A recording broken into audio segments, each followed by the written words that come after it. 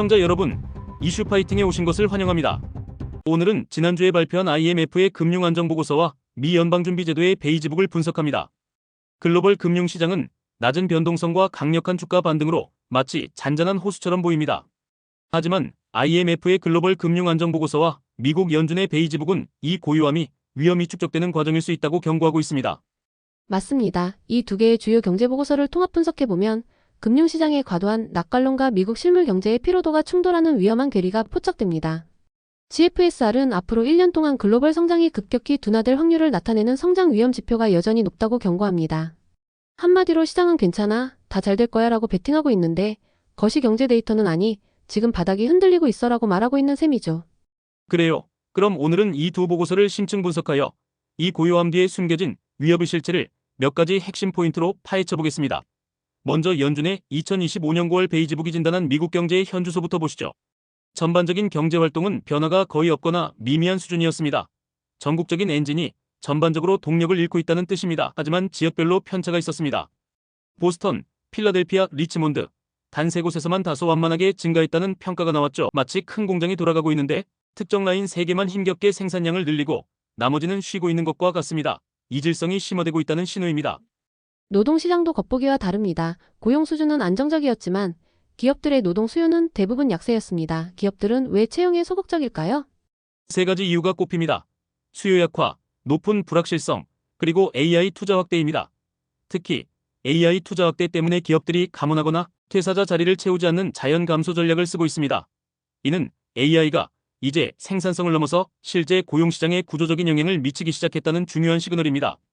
그렇군요. 게다가 기업들이 정규직 대신 임시직 및 파트타임 근로자를 선호하는 경향이 뚜렷하게 나타났습니다. 언제든지 불확실성에 대응해 인력을 줄일 수 있도록 유연성을 극대화하려는 방어적 전략이죠. 임금 자체는 완만하게 올랐지만 고용주가 부담하는 건강보험 비용 급등이 총 노동비용 상승 압력을 키우고 있다는 점도 주목해야 합니다. 적절한 지적입니다. 또한 소비 부문에서는 양극화가 극명합니다. 전체 소매상품 소비는 소폭 줄었는데 그 내용을 보면 저소득층과 중산층은 물가 부담 때문에 할인과 판촉 행사를 적극적으로 찾고 있습니다. 반면 고소득층의 고급 여행 및 숙박 소비는 강세를 유지했습니다. 경제적 여력이 있는 계층과 없는 계층 사이의 소비 절벽이 명확히 드러난 겁니다. 물가 압력 역시 완전히 해소되지 않았습니다. 보험, 의료, 기술 솔루션과 같은 서비스 부문의 투입 비용이 빠르게 높아지고 있으며 관세로 인한 수입 비용 상승이 대부분 지역에서 보고되었습니다. 일부 기업은 가격 전가를 자제했지만 일부 제조업체와 소매업체는 수입 비용 상승분을 소비자 가격에 전액 반영했습니다. 다만 수요 둔화에 상충된 신호로 철강이나 목재 같은 일부 원자재 가격은 하락세였습니다. 이제 시선을 글로벌 금융시장으로 돌려보겠습니다. GFSR은 표면적 안정 뒤에 숨겨진 4가지 시스템적 위험을 경고합니다. 첫 번째는 자산가치의 고평가와 집중 위험입니다. 미국 S&P 500 지수의 12개월 선행 주가 수익 비율은 1990년 이후 96번째 100분위 수에 근접하며 역사적으로 높은 수준입니다. 이는 시장이 가격이 거시경제 펀더멘털을 초과하고 있다는 뜻입니다. 맞습니다만 그런데 더 위험한 건 이 고평가가 매그니피센트 세븐과 AI 관련 기술주에 극도로 집중되어 있다는 겁니다. M7이 S&P 500 전체에서 차지하는 비중은 역사적으로 최고치에 이르렀습니다. 이는 닷컴 버블 당시의 기술주 집중 위험과 유사합니다. 베이지북이 진단한 실물 경제 둔화가 현실화되거나 AI 관련 규제 심화 혹은 관세 비용 증가 등으로 M7에 대한 기대가 꺾일 경우 대규모의 무질서한 가치 조정이 시장 전체로 확산될 수 있습니다. 두 번째 위험은 국채시장의 보건력 약화입니다. 주요 선진국들의 확장적 재정정책과 중앙은행의 양적 긴축이 맞물려 국채 발행 물량이 계속 늘고 있죠. 이 국채 공급 압력은 장기 금리를 높여 시장의 안정성을 해치고 있습니다. GFSR은 특히 채권 뮤추얼 펀드의 잠재적 위험을 분석했습니다. 만약 금리 100bp 상승과 대규모 펀드 환매가 결합되는 스트레스 시나리오가 발생하면 유동성 버퍼가 고갈된 채권 펀드들이 거의 3천억 달러에 육박하는 미국채 강제 매각에 나설 수 있다고 추정했습니다. 이는 시장 유동성을 순식간에 고갈시키고 무질서한 상태로 몰아넣을 수 있는 대형 유동성지 증가도 같습니다.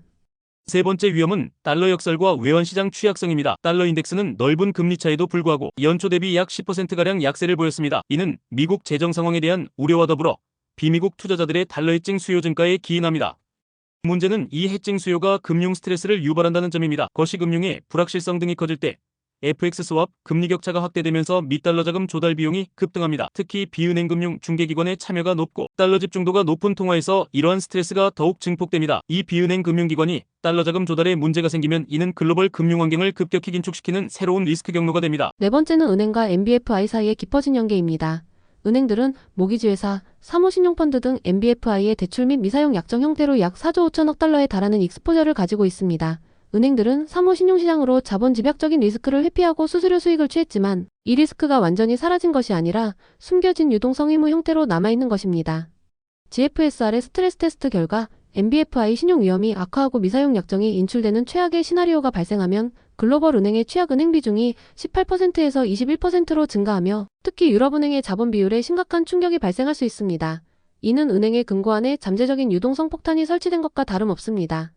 이외에도 스테이블코인 시장이 약 3천억 달러 규모로 급증하며 준비금으로 보유하는 단기 국채 시장의 가장 큰 구매자 중 하나가 되었습니다. 만약 스테이블코인의 대규모 런 리스크가 발생하면 이 국채가 강제 매각되어 단기 자금 시장에 혼란을 줄 수 있습니다. 또한 신흥시장 및 개발도상국 부채 구조가 재편되고 있습니다.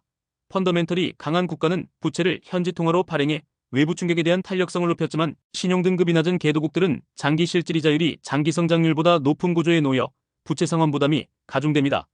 이들 국가는 국내 은행에 과도하게 의존하여 부채를 조달하기 때문에 국가와 은행 간 연계 위험을 심화시키며 재정 문제가 발생할 경우 은행 시스템 붕괴라는 악순환에 빠질 위험이 큽니다. 그렇다면 이러한 고유 하마리의 불안정성을 관리하기 위한 정책 권고는 무엇일까요? GFSR은 포괄적인 정책 패키지를 제시합니다. 첫째, 긴급한 재정 조정입니다. 고채무 국가들은 부채 수준과 차입 비용 증가를 억제하기 위해 긴급히 정부 적자를 줄여야 합니다.